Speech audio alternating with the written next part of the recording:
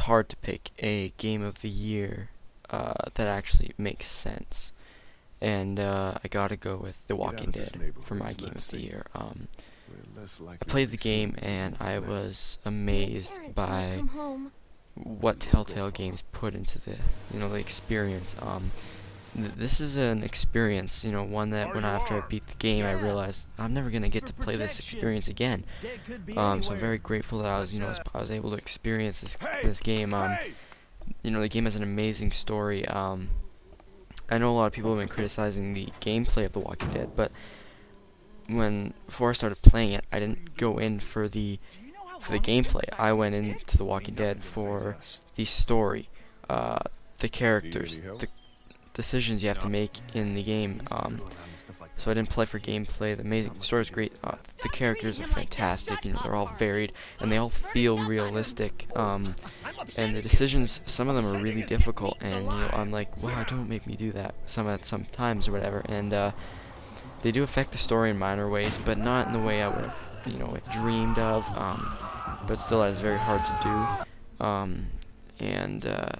Yeah. The ending, I'm not spoiling anything, but the ending was very, very, very emotional, and that's what I love about the game. The game made me feel things that I never actually thought I could ever feel from a video game before.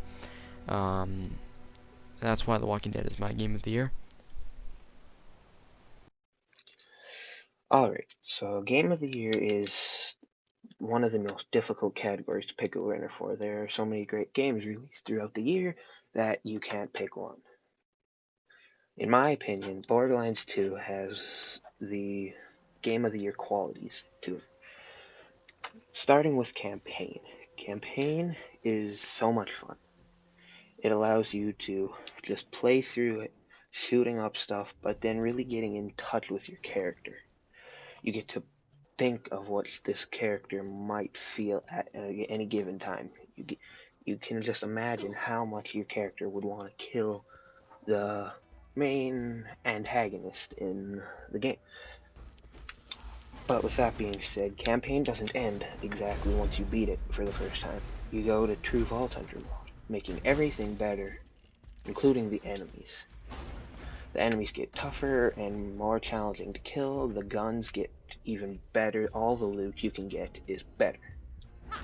Now going on to guns. The guns throughout the game have such a wide variety. There's such a wide variety of shotguns, pistols, snipers, assault rifles, just any really gun you can pick. It has so many different varieties. With that being said as well, each weapon type has different rarities. Those different rarities make it that much more fun. When you find like the top legendary guns in the game, you feel so proud of yourself. You feel like you can't be stopped. You just feel so empowered. And with that being said, the last real quality that makes this game good for Game of the Year is its multiplayer. Although its multiplayer may not be player versus player multiplayer like maybe Call of Duty or Halo or something like that, it allows you to work with other people. You can work together to get better loot and get more XP and thus leveling up even more. And once you get to that level 50 spot, you just feel accomplished. You feel like you can't stop. And then when you level up, you get skills to spend on different skill trees. 3 different skill trees with different sets of skills for each one, and you get to pick which one you want. And this is why I feel that Borderlands 2 is the game of the year for the year of 2012. Hey everyone, I'm going to be talking about Game of the Year. In my opinion, Borderlands 2 is ranked number 1 for Game of the Year. It starts off with an interesting campaign, which allows you to choose from 4 characters: Gunzerker, Commando, Assassin, Siren, and the DLC, which includes the Mechromancer.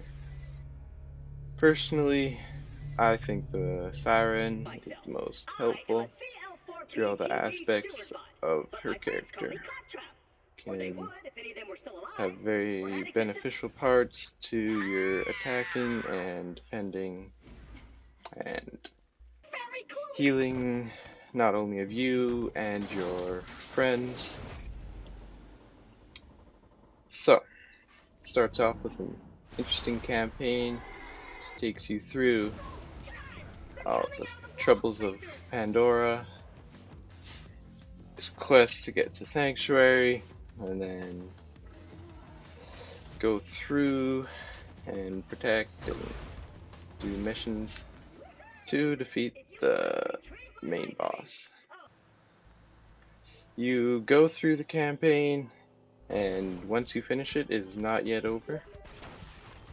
You get to go on to True Vault Hunter mode, which allows you to level up again and have the enemies ranking up with you essentially, because they become much harder and guns become better, and you can get to level 50, and that will be changing quite quickly because there will be a DLC adding the level cap to probably 70 or 80 in my opinion, and this will allow the game to become more fresh again and you to rank up and then get more guns, and you could even go for these amazing legendary guns that you may have already gotten so far. These legendary guns are much more powerful and have special effects, and they take a lot of work getting, but they are definitely worth it. And some of these glitches that have popped up in the game have either made the game better or worse. The duplicating glitch has made it so many people do not have to try quite as hard for some of the legendary guns. And all in all, it is a pretty good game. Glitches are always in every game. People find ways to do stuff like that, but all in all, Borderlands 2 is game of the year.